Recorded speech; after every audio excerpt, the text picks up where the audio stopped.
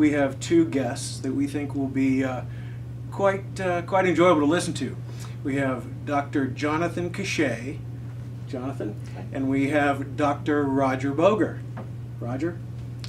Very, very pleased that they have joined us. A little bit of backgrounds on the gentleman.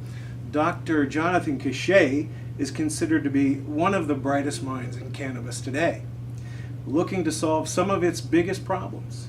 Jonathan has his PhD in psychopharmacology. Essentially that means drug-brain behavior. He is a founding board member of the California Growers Association for cannabis. Jonathan has a proven track record researching and developing novel methodologies in the area of cannabis. He's extremely knowledgeable in this area and feels very strongly that its therapeutic values will be something that we can embrace here in Ohio. Also, we want to introduce Dr. Roger Boger. Roger has a 40-year history in the medical field. His formal training was in cellular physiology. Roger believes that there is a great deal of value in what he's coining as integrated wellness. His formal training has been in cellular physiology. He's considered by many to be one of the experts in how plant pharmacology interacts with the human body. Dr. Roger is also a pioneer in developing new medical products and therapies. And we're very excited to have both of these gentlemen here today. Dr. Cachet, welcome. Thank you. We're going to start with you a little bit first, and then Roger, we're going to move to you. And really what we want to accomplish today is an interaction between the two of you most. So I want to back out of this process and let the smart guys who know more about medical cannabis than I do have the floor. So we're going to start, Roger, I understand that you have some questions for Jonathan. And if you would you start off? Well, I have a lot of questions for Jonathan because we've had a chance to talk before this show, and rarely do you have an opportunity, and I mean this in all sincerity, to sit with brilliance. Yeah. The guy's brilliant, and he's been around. It's not just his first rodeo, you know what I mean? Very true. So I've been with doctors and everything, and there's a mixed bag of emotion and lack of information. So let's just get right at it and say, Dr. Cachet, how dangerous is this cannabis thing? Oh, geez, you're right. Cannabis is about as dangerous as aspirin, maybe. Less dangerous than coffee. For 4,000 years or longer, this plant has really been like man's best friend. For only the last 70 years, it's been considered illegal and dangerous. And really, it got there on suspicious grounds to begin with.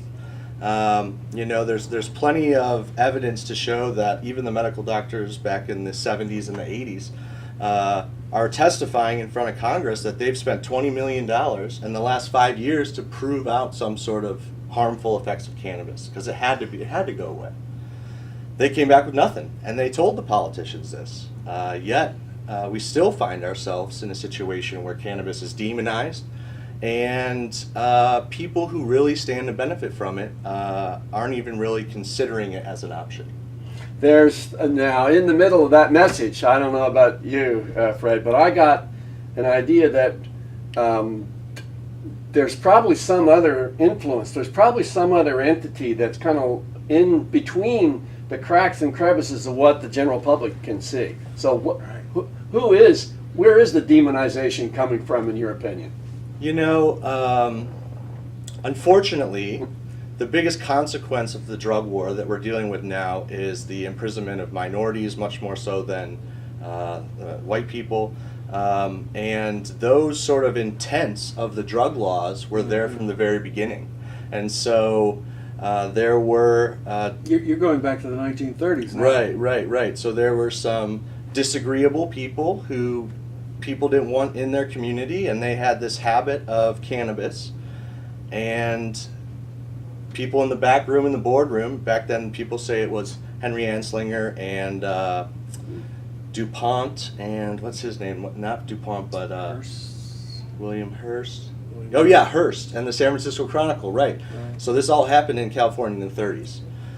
Let's fast forward a little bit. We have Nixon in the office on tape talking about how the Jews control cannabis, and there's these hippies protesting Vietnam, and he can't make protesting illegal, but what do they all have in common? They all have cannabis in common. So let's make it illegal. This is, by the way, like I was alluding to earlier, against the recommendation of all of the doctors and the Department of Agriculture at that time. The Department of Agriculture essentially said, look, if you make cannabis, the plant, illegal, there are farms all across America that are just going to tank. I mean, they're going to lose a primary crop Right. that not too long ago the government told them they needed to grow for victory, hemp for victory. So against the goodwill or the advice of his a panel that he formed of doctors that there's nothing wrong with cannabis and it shouldn't be made illegal, and the advice against the Department of the Ag that says there's a lot of small businesses and homesteads and farms in America that would go under if you do this, Nixon went ahead and did it. Okay, so I got the political spin. Thanks for that. Now, I couldn't help, I don't know about you, Fred, but since there got to be some kind of like maybe an economic impetus to this resistance and pseudo fear that's trying to be produced in our society. What's that about, in your opinion? There is a lot of money in keeping people sick. And I think when you talk about wellness and integrated wellness, you know, this is more than just fixing the body as if it was a car in a mechanic shop, which is essentially how we approach medicine in the United States, in the Western societies, in that we have, we know this molecule binds to this receptor and leads to this cascade, and we can correct this imbalance and do that. And if people weren't getting sick, there's a lot of established interest in the whole biomedical field, and it's not really to blame doctors. You know, they took an oath to do no harm, but it's really a product of the system and our philosophy and approach to medicine here. And there are the biggest economic interests that are against cannabis would be the pharmaceutical companies, the private prisons, and then to a certain extent textiles, cotton, paper. Now, I know that you know, Fred, that Right. Dr. Cachet's neuroscience background is unparalleled, and you mentioned the word receptors. Right. Could you, like, in a sort of a easier way for everybody to understand, tell Of us course. what that means as Yeah. it relates to this plant? Right. Okay. Well, let's just talk about what receptors are first before we bring it in. So, essentially, every neuron has a space in between it, and it would be like you walking out of your bedroom and into the door across the hallway. But you need to get into that door, you need a key and a lock. Mm-hmm. And so, a molecule like the endocannabinoids, which are signaling molecules throughout our entire body, is analogous to a key. And a receptor on that neuron is the hole in which you put the key, the doorknob, to open and go in. So that's what a receptor is. In relation to the endocannabinoid system, you know, it's really a pleasure. I had the opportunity to meet Dr. Meshulam in Israel, and it's very rare. You know, this guy's a rock star in neuroscience. He discovered a body system, and it's very rare that those people are still alive. You know, the skeletal system was described in the 1700s.